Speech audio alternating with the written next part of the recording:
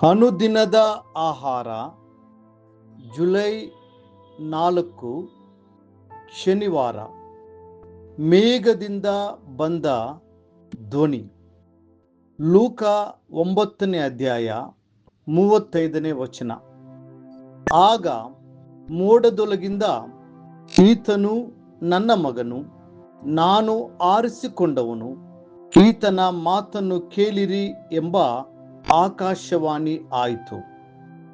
ಒಂದು ಸಂದರ್ಭದಲ್ಲಿ ಯೇಸು ತನ್ನ ಶಿಷ್ಯರಾದ ಪೇತ್ರ, ಯೋಹಾನ ಮತ್ತು ಯಾಕೋಬರನ್ನು ಪ್ರಾರ್ಥನೆ ಮಾಡುವುದಕ್ಕಾಗಿ ಒಂದು ಬೆಟ್ಟದ ಮೇಲಕ್ಕೆ ಕರೆದುಕೊಂಡು ಹೋದನು. ಅಲ್ಲಿ ಆತನು ಅವರ ಕಣ್ಣುಗಳೆದುರೇ ರೂಪಾಂತರಗೊಂಡನು. ಆತನ ಮುಖವು ಸೂರ್ಯನಂತೆ ಪ್ರಕಾಶಿಸಿತು ಮತ್ತು ಆತನ ವಸ್ತ್ರಗಳು ಬೆಳಕಿನಂತೆ ಪ್ರಕಾಶಿಸತೊಡಗಿದವು. ಮೋಶೆಯೂ ಎಲಿಯನೂ ಸಹ ಮಹಿಮೆಯೊಂದಿಗೆ ಪ್ರತ್ಯಕ್ಷರಾಗಿ ಆತನ ಸಂಗಡ ಮಾತನಾಡುತ್ತಿದ್ದರು. ಆ ಸಮಯದಲ್ಲಿ ಪೇತ್ರನು ಯೇಸುವಿಗೆ, ಗುರುವೇ, ನಾವು ಇಲ್ಲೇ ಇರುವುದು ಒಳ್ಳೆಯದು. 3 ಪರ್ಣಶಾಲೆಗಳನ್ನು ಕಟ್ಟುವೆನು, ನಿನಗೊಂದು, ಮೋಶೆಗೊಂದು, ಎಲಿಯನಿಗೊಂದು ಎಂದು ಹೇಳಿದನು.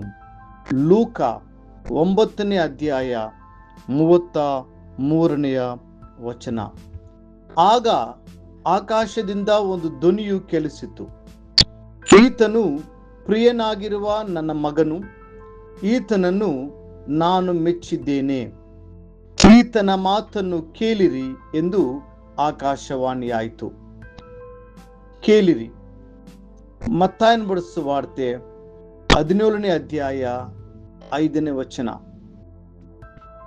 ಇದೇ ರೀತಿ ಯೇಸು ದೀಕ್ಷಾಸ್ನಾನ ಪಡೆದಾಗಲೂ ಆಗ ಆಕಾಶದಿಂದ, ಈತನು ಪ್ರಿಯನಾಗಿರುವ ನನ್ನ ಮಗನು, ಈತನನ್ನು ನಾನು ಮೆಚ್ಚಿದ್ದೇನೆ ಎಂದು ಆಕಾಶವಾಣಿ ಆಯಿತು. ಮತ್ತಾಯ 3ನೇ ಅಧ್ಯಾಯ 17ನೇ ವಚನ. ಇಲ್ಲಿ ಮೋಶೆಯು ಧರ್ಮಶಾಸ್ತ್ರವನ್ನು ಪ್ರತಿನಿಧಿಸುತ್ತಿದ್ದನು. ಆದ್ದರಿಂದ ಇಸ್ರಾಯೇಲರು ಮೋಶೆಯ ಧ್ವನಿಗೆ ಕಿವಿಗೊಡುತ್ತಿದ್ದರು. ಎಲಿಯನು ಪ್ರವಾದಿಗಳನ್ನು ಪ್ರತಿನಿಧಿಸುತ್ತಿದ್ದನು ಮತ್ತು ಜನರು ಅವನ ಪ್ರವಾದನೆಯ ಮಾತುಗಳಿಗೆ ಗಮನ ನೀಡುತ್ತಿದ್ದರು. ಅವರಿಬ್ಬರೂ ಹಳೆ ಒಡಂಬಡಿಕೆಯ ಕಾಲಕ್ಕೆ ಸೇರಿದವರಾಗಿದ್ದಾರೆ. ಆದರೆ ಈಗ ಹೊಸ ಒಡಂಬಡಿಕೆಯ ಕೃಪೆಯ ಕಾಲವು ಆರಂಭವಾಗಿತ್ತು. ಆ ಪರಲೋಕವೇ ಕ್ರಿಸ್ತನನ್ನ ಘನಪಡಿಸುತ್ತಾ, ಈತನ ಮಾತನ್ನು ಕೇಳಿರಿ ಎಂದು ಸಾರಿತು. ಮೋಶೆ ಮತ್ತು ಎಲಿಯರು ಎಷ್ಟೇ ಮಹಿಮೆಯುಳ್ಳವರಾಗಿದ್ದರು ಮತ್ತು ರೂಪಾಂತರದ ಬೆಟ್ಟದ ಮೇಲೆ ಅವರು ಏನೇ ಮಾತನಾಡಿದ್ದರು, ಅವರು ಯಾರೂ ನಿಮಗಾಗಿ ತಮ್ಮ ಪ್ರಾಣವನ್ನ ಕೊಡಲಿಲ್ಲ. ಕ್ರಿಸ್ತನೊಬ್ಬನೇ ನಿಮಗಾಗಿ ತನ್ನ ಪ್ರಾಣವನ್ನು ನೀಡಿದನು. ಅಷ್ಟೇ ಅಲ್ಲದೆ ಕ್ರಿಸ್ತನೇ ಬರಲಿರುವ ನ್ಯಾಯಾಧಿಪತಿಯಾಗಿದ್ದಾನೆ. ಆದ್ದರಿಂದ ಆತನ ಧ್ವನಿಯೇ ನಿಮ್ಮ ಅತ್ಯುನ್ನತ ಗಮನಕ್ಕೆ ಅರ್ಹವಾಗಿದೆ. ಲೌಕಿಕ ಜೀವನದಲ್ಲಿ ನಾವು ಅನೇಕ ಧ್ವನಿಗಳನ್ನು ಕೇಳಬೇಕಾಗಬಹುದು. ಆದಾಗ್ಯೂ ಎಲ್ಲದಕ್ಕಿಂತ ಮಿಗಿಲಾಗಿ ನಾವು ನಮ್ಮ ಕರ್ತನ ಧ್ವನಿಗೆ ಕಿವಿಗೊಡಬೇಕು. ಆತನ ಚಿತ್ತಕ್ಕೆ ವಿರುದ್ಧವಾಗಿರುವ ಯಾವುದೇ ಧ್ವನಿಗೆ ನಾವು ತಲೆಬಾಗಬೇಕಾಗಿಲ್ಲ. ದೈವ ಭಯಭಕ್ತಿಯುಳ್ಳ ಒಬ್ಬ ಯುವತಿಗೆ ಅವಳ ಪೋಷಕರು ಕುಡಿತದ ಚಟವಿದ್ದ ಒಬ್ಬ ಸೇನಾ ಅಧಿಕಾರಿಯೊಂದಿಗೆ ವಿವಾಹ ಮಾಡಿಕೊಟ್ಟರು. ಅವನು ಸಂಜೆಯ ಸಮಯಗಳಲ್ಲಿ ಹೆಚ್ಚಾಗಿ ತನ್ನ ಸಹ ಅಧಿಕಾರಿಗಳೊಂದಿಗೆ ಮದ್ಯಪಾನ ಮಾಡುತ್ತಾ ಮತ್ತು ಪಾರ್ಟಿಗಳಲ್ಲಿ ಕಳೆಯುತ್ತಿದ್ದನು. ಒಂದು ದಿನ ಅವನು ತನ್ನ ಹೆಂಡತಿಗೆ ಅತಿಥಿಗಳಿಗೆ ಮದ್ಯವನ್ನು ಬಡಿಸುವಂತೆಯೂ ಮತ್ತು ಅವರೊಂದಿಗೆ ನೃತ್ಯದಲ್ಲಿ ಪಾಲ್ಗೊಳ್ಳುವಂತೆಯೂ ಆಜ್ಞಾಪಿಸಿದನು. ಅದಕ್ಕೆ ಅವಳು ನಿರಾಕರಿಸಿದಳು. ಆಗ ಗಂಡನು ಹೆಂಡತಿಯು ತನ್ನ ಗಂಡನಿಗೆ ಅಧೀನಲಾಗಿರಬೇಕು ಎಂಬ ಸತ್ಯವೇದದ ಬೋಧನೆಯನ್ನು ಅವಳಿಗೆ ನೆನಪಿಸಿದನು.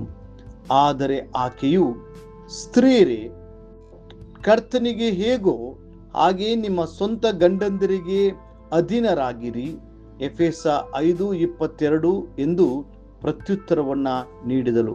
ಅವಳು ದೃಢವಾಗಿ, ಪರಿಶುದ್ಧ ಗ್ರಂಥವು ಕರ್ತನಿಗೆ ಸಲ್ಲಿಸುವಂತೆ ಅಧೀನತೆಯನ್ನು ಕಲಿಸುತ್ತದೆ. ನಿಮ್ಮ ವಿನಂತಿಯು ಕರ್ತನಿಗೆ ವಿರುದ್ಧವಾಗಿದ್ದಾಗ ಮತ್ತು ಆತನನ್ನು ದುಃಖಪಡಿಸುವಾಗ ನಾನು ನಿಮಗೆ ವಿಧೇಯಲಾಗಲು ಸಾಧ್ಯವಿಲ್ಲ ಎಂದು ಉತ್ತರಿಸಿದಳು. ಪ್ರಿಯ ದೇವರ ಮಕ್ಕಳೇ, ಆ ಪರಲೋಕದಿಂದ ಬರುವ ಧ್ವನಿಗೆ ಪರಿಶುದ್ಧವಾದ ಆಸಕ್ತಿ ಹಾಗೂ ಭಕ್ತಿಯಿಂದ ವಿಧೇಯರಾಗಿರಿ. ನೀವು ಹಾಗೆ ಮಾಡುವಾಗ ಕೇವಲ ಒಂದು ಕಾಲಕ್ಕಾಗಿ ಮಾತ್ರವಲ್ಲ, ಇಡೀ ನಿತ್ಯತ್ವಕ್ಕೂ ಆಶೀರ್ವದಿಸಲ್ಪಡುವಿರಿ. ಮುಂದಿನ ಅಧ್ಯಯನಕ್ಕಾಗಿ ದೇವರ ವಾಕ್ಯ. ಅವರು ಕಣ್ಣೆತ್ತಿ ನೋಡಿದಾಗ ಯೇಸುವನ್ನೇ ಹೊರತು ಮತ್ಯಾರನ್ನು ಕಾಣಲಿಲ್ಲ. ಮತ್ತಾಯ 17:8. ಈ ದಿನ ಓದುವ ದೇವರ ವಾಕ್ಯ. ಮುಂಜಾನೆ ಯೋಬನು 28-29 ಅಧ್ಯಾಯಗಳು. ಸಂಜೆ ಅಪೊಸ್ತಲರ ಕೃತ್ಯಗಳು 13ನೇ ಅಧ್ಯಾಯ 1-25. ದೇವರು ನಿಮ್ಮನ್ನು ಕಾಪಾಡಿ ನಡೆಸಲಿ.